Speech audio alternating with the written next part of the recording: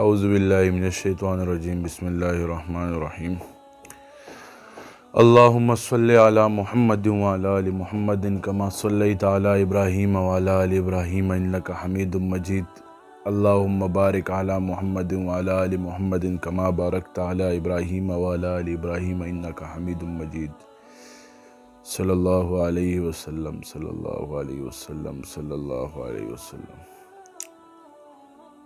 میرے انتہائی واجب الاحترام عزیز ساتھیوں، ہمارے پیارے معزز برادر مکرم حضرت مولانا مفتی محمد شفیق اللہ صاحب دامت برکاتہم العالیہ، اسی طرح ان کے تمام مدرسے کی انتظامیہ اور رفقاء کرام، میں سب کا تہ دل سے تمام احباب کا مشکور ہوں جنہوں نے میری عزت کی، حوصلہ افزائی کی۔ اللہ تبارک و تعالیٰ آپ لوگوں کی عمر میں، علم میں، عمل میں برکت نصیب فرمائے اور اس جامعہ کو قائم و دائم رکھے اور اس سے بہت زیادہ دین کا کام لے، آمین ثم آمین۔ میرے بھائیو دوستو، آج کی جو آپ لوگوں کی تقریب ہے یوم سرپرستان کے حوالے سے، اور اسی طرح جن طلباء نے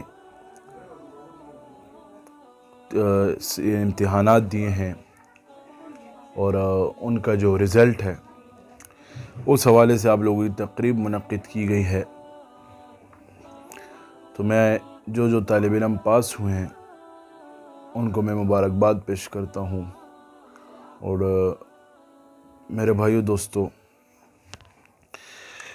انسان کی جو زندگی ہے یہ کسی مقصد کے لیے ہے، اللہ تبارک و تعالیٰ نے اسے کسی مقصد کے لیے بھیجا ہے، ابد زندگی گزارنے کے لیے نہیں بھیجا۔ ہماری زندگی کا مقصد کیا ہے؟ صرف اللہ کی رضا۔ زندگی کا لوگ کہتے ہیں نا کہ فلاں چیز کا موضوع کیا ہے، تو ہماری زندگی کا موضوع ہی اللہ کی رضا ہے۔ قرآن پڑھنا ہے، سیکھنا ہے، سکھانا ہے۔ فرمایا حدیث شریف میں آتا ہے خیرکم من تعلم القرآن وعلمہ، تم میں سے بہترین شخص وہ ہے جو قرآن سیکھے اور سکھائے۔ سیکھنے والا بھی بہتر ہے اور سکھانے والا بھی بہتر ہے۔ سیکھنے والے سے مراد یعنی طالب علم، فرمایا جو علم کی طلب سے نکلتا ہے علم سیکھنے کے لیے، فرشتے اس کے پاؤں کے نیچے اپنے پر بچھا لیتے ہیں۔ سوچیں آپ، اتنی بڑی فضیلت ہے علم کی۔ تو قرآن سیکھو اور سکھاؤ، قرآن کو پڑھو اور پڑھاؤ، علم محدود نہ رکھو، علم کو پھیلاؤ، علم پھیلانا ہی علم ہے۔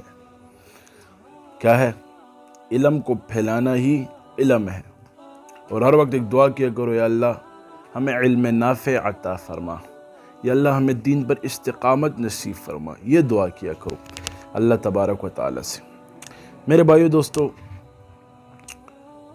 میں نے تو آپ کو بتایا زندگی کا جو مقصد ہے وہ اللہ کی رضا ہے۔ آج ہماری زندگی بس گزر رہی ہے، اس کی وجہ کیا ہے؟ ہم علماء سے دور ہیں، ہم اولیاء اللہ کی صحبتوں سے دور ہیں، اس لیے ہماری زندگی بس گزر رہی ہے۔ قرآن سیکھنا اور اس پر عمل کرنا یہ ہوتا ہے۔ آج آپ لوگوں نے اپنے بچوں کو مدرسوں میں بٹھایا ہے، انہوں نے قرآن ختم کیا ہے ناظرے سے حفظ پہ، یہ بہت خوشی کی بات ہے۔ کہتے ہیں جو حافظ حلال کو حلال جانے اور حرام کو حرام جانے، قیامت کے دن قیامت کے دن وہ بندے اس کے خاندان میں، اہل و عیال میں، مفہوم ایسے حدیث کا، جس پر جہنم واجب ہو گئی ہو، وہ اس کی سفارش کر کے 10 بندوں کو جنت لے جائے گا۔ کتنی خوشی کی بات ہے، کتنی بڑی بات ہے۔ حافظ کا کتنا بڑا عہدہ ہے، قرآن سیکھنے والے کا کتنا بڑا عہدہ ہے۔ اور یہی قرآن پڑھو، قرآن خود فرماتا ہے کہ آپ کے تمام غموں کا حل میں ہوں، آپ کا سکون ہوں میں۔ قرآن سے آپ کو نماز ملے گی، قرآن سے آپ کو اللہ ملے گا، قرآن سے آپ کو سب کچھ ملے گا۔ آج ہم قرآن سے دور ہیں، دوری اختیار کیا تو قرآن سے اختیار کی، دوری اختیار کیا تو اولیاء اللہ لوگوں کی صحبت سے اختیار کیا۔ ہم لوگوں نے دنیا کو سب کچھ سمجھ بیٹھے ہیں، صرف دنیا نہیں ہے، صرف دنیا نہیں ہے، دنیا کی زندگی جو ہے مختصر سی ہے، 60-70 سالہ زندگی ہے، اور آخرت کی جو زندگی ہے وہ ابد الاباد ہے۔ وہاں جنت کے فیصلے ہوں گے، جہنم کے فیصلے ہوں گے، نامہ اعمال ملیں گے، پل صراط کے پل ہوں گے، قبر کے سوالات جوابات ہیں۔ اس کی تیاری کرنی ہے ہم نے۔ ہم ابس زندگیاں گزار رہے ہیں آج۔ ہماری زندگی گزارنے کا مقصد کیا ہے؟ اللہ کو پانا، اللہ کے رسول صلی اللہ علیہ وسلم کے بتائے ہوئے طریقوں کو اپنانا۔ آج ہم شریعت سے دور ہیں، آج ہم سیرت پہ بھی عمل نہیں کرتے، اور حضور صلی اللہ علیہ وسلم کی صورت بھی ان کی صورت جیسے اپنی صورت بھی نہیں بناتے۔ عمل کرو، یہ دنیا ختم ہو جائے گی، میں واللہ باللہ قسم اٹھا کے کہتا ہوں۔ یہی اولاد آپ لوگوں کی پکار آئے گی، نیک اولاد۔ جو اولاد انما اموالکم اولادکم فتنہ، مال اور اولاد دونوں فتنہ ہے۔ جو نیک اولاد ہوتی ہے وہ پکار آتی ہے۔ تم لوگ مر جاؤ گے نا، یہ نیک اولاد پکار آئے گی، دوسری اولاد پکار نہیں آتی، بدعمل اولاد۔ بدعمل اولاد تو آپ لوگوں کے لیے الٹا پکڑ کا ذریعہ ہوگی۔ اپنی اولادوں کو سمجھاؤ، قرآن سکھاؤ، قرآن کی تعلیمات دو، رسول اللہ صلی اللہ علیہ وسلم کی زندگی سناؤ، صحابہ کی زندگی سناؤ، پڑھاؤ ان کو، پھر بتاؤ، پھر اس کی پہچان حاصل کرواؤ کہ یہ صحابہ کی زندگی ہے اور اس پر عمل کرو۔ آپ لوگوں کی نجات کا ذریعہ ہی یہی صحابہ ہے۔ جو صحابہ کی زندگی کو پڑھتا ہے اور اس پر پھر عمل کرتا ہے تو یہ نجات ہے، اور کیا ہے؟ فرمایا مومن کی نشانی کیا ہے؟ کیا نشانی ہے مومن کی؟ جب وہ نیک عمل کرتا ہے اس کا دل خوش ہو جاتا ہے، اور جب برے عمل کرتا ہے اس کا دل خفا ہو جاتا ہے۔ یہ مومن کی نشانی ہے۔ تو اللہ کو اپناؤ اور اللہ سے اپنے تعلقات بناؤ۔ یہی اللہ پاک آپ کو کلام اللہ میں ملیں گے۔ کلام اللہ کا کیا مطلب؟ آپ خود سوچیں۔ کلام اللہ، کلام یعنی باتیں کرنا اللہ سے۔ قرآن کا مطلب کیا ہے؟ کلام اللہ، اللہ سے باتیں کرنا۔ تو اللہ سے باتیں کرنے میں کتنا مزہ آتا ہے۔ وہ صدق کے دل سے توبہ کرو۔ اس مجلس سے اٹھنے سے پہلے تمام لوگ کہے بس یا اللہ میری توبہ، پھر ہم گناہ نہیں کریں گے۔ بس کسی کا دل نہیں دکھائیں گے، کسی کی غیبت نہیں کریں گے، کسی پہ بہتان نہیں لگائیں گے، کسی کے پیچھے جھوٹ نہیں بولیں گے۔ بس یہی بولو، یہی بولو اور یہی سوچو۔ اپنی سوچوں کو پاک رکھو، اپنی تنہائیوں کو پاک رکھو۔ الم تر ان اللہ یعلم ما فی السماوات وما فی الارض ما یکون من نجوى من ثلاثة الا هو رابعهم ولا خمسة الا هو سادسهم ولا ادنى من ذلك ولا اکثر الا هو معهم۔ یہ آیت مبارک کا مفہوم کیا ہے؟ جب تم دو ہوگے تو تیسرا میں ہوں، جب تم تین ہو تو چوتھا میں ہوں، جب تم چار ہو تو پانچواں میں ہوں، جب تم پانچ ہو تو چھٹا میں ہوں۔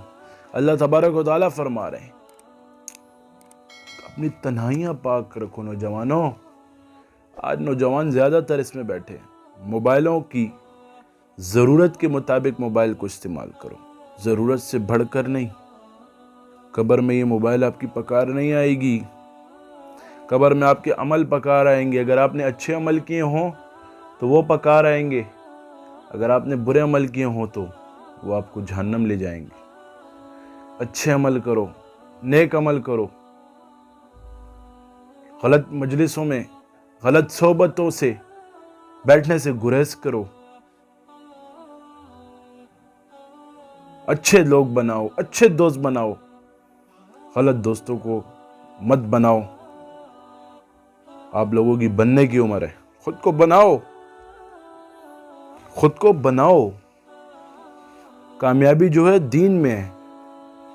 موبائل استعمال کرو لیکن ضرورت کے مطابق، اس سے زیادہ نہیں۔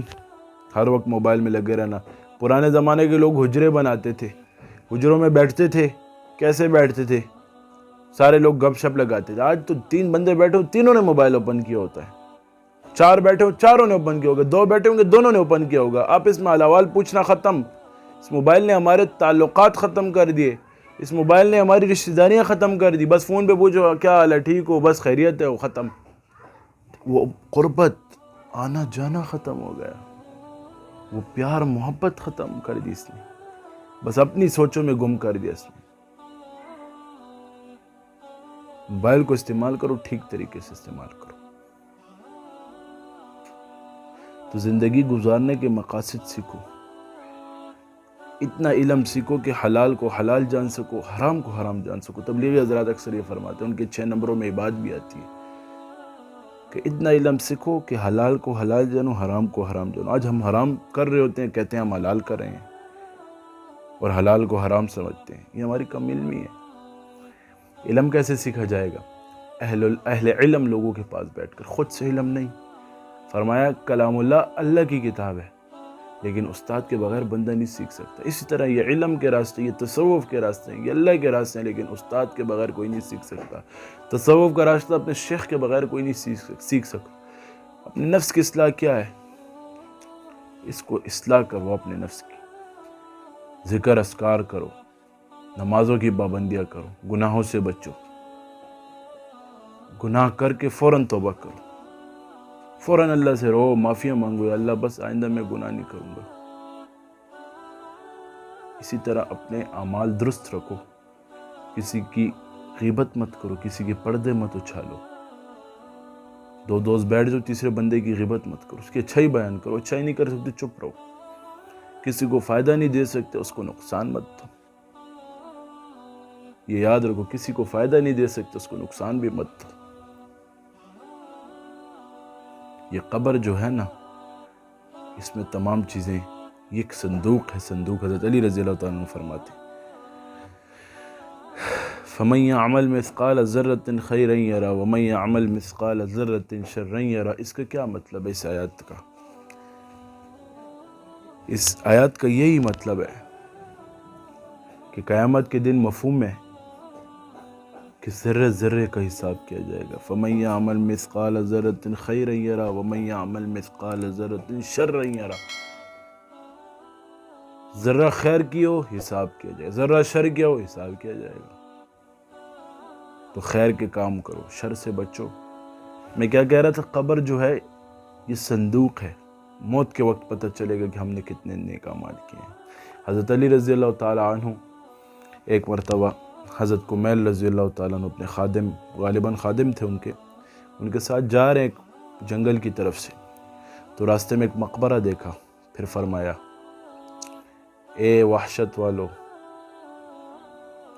اے تنہائی والو، اے وحشت والو، اے تنہائی والو، کیا خبر ہے تمہاری؟ مفہوم اس سے تو حضرت علی رضی اللہ تعالیٰ اپنے الفاظ میں فرمایا پھر کہ ہمارے مرنے کے بعد ہمارے مال تقسیم ہو گئے، ہماری اولادیں یتیم ہو گئی، ہماری بیویوں نے دوسری شادیاں کر لی۔ پھر حضرت علی رضی اللہ تعالیٰ عنہ نے فرمایا اے کمیل، اگر ان کو بولنے کا حق دسترست حاصل ہوتا تو یہ یہی فرماتے بہترین توشہ تقویٰ ہے، یعنی اللہ سے ڈرنا ہے بہترین توشہ۔ پھر رونے لگے اور فرمایا کہ قبر یہ صندوق ہے، صندوق، موت کے وقت پتہ چلے گا کہ ہم نے کیا کیا اور کیا نہیں کیا۔ صحابہ کرام رضوان اللہ علیہم اجمعین کی مجلس سے حضور صلی اللہ علیہ وسلم بیٹھے ہیں۔ مفہوم ایسے ہے واقعہ کا، حضور صلی اللہ علیہ وسلم نے فرمایا کہ میں آپ لوگوں کو ایک بات کرنا چاہتا ہوں۔ ایک بندے کے 3 بھائی ہوں اور وہ مر رہا ہو، آخری وقت ہو، نزا کا وقت ہو اس کا، وہ اس کو بلائے پہلے بھائی کو کہ دیکھ مجھ پہ یہ حالت گزر رہی ہے تو میرا کیا ساتھ دے گا؟ وہ بولتا ہے کہ میں تیری تیمارداری کروں گا، میں تیرا علاج کروں گا، تجھے اپنے کندھے پر اٹھا کر قبرستان لے جاؤں گا، تجھے کفن دینے کے بعد نہلاؤں گا، پھر تجھے قبرستان لے جاؤں گا، پھر تجھے دفناؤں گا، پھر مرنے کے بعد تیرا ذکر خیر کروں گا۔ تو حضور صلی اللہ علیہ وسلم نے فرمایا یہ بھائی اہل و عیال ہے، دوسرے بھائی کو بلایا کہ میرا یہ وقت ہے نزا کا، تو میرا کیا ساتھ دے گا؟ وہ بھائی بولتا ہے تیرا اور میرا رشتہ دنیا کا ہے، تو جب مر جائے گا تو میں کدھر اور چلے جاؤں گا۔ اس بات میں بہت گہرائی ہے، صرف سنیں میری بات کو، غور سے سنیں۔ کیا میں کدھر اور چلا جاؤں گا؟ کیونکہ تیرا اور میرا رشتہ ہی دنیا کا ہے۔ تو حضور صلی اللہ علیہ وآلہ وسلم نے فرمایا یہ بھائی مال ہے۔ تیسرے بھائی کو بلایا کہ میرا یہ عالم ہے، تو کیا کرے گا؟ تو وہ بھائی فرماتا ہے کہ میں تیرے قبر میں تیرا پکا رہوں گا، حساب کتاب کے وقت تیرے اعمال پہ بیٹھ جاؤں گا، تیرا پلڑا بھاری کروں گا، تجھے جنت میں چھوڑ کر آؤں گا۔ تو حضور صلی اللہ علیہ وسلم نے فرمایا یہ بھائی عمل ہے۔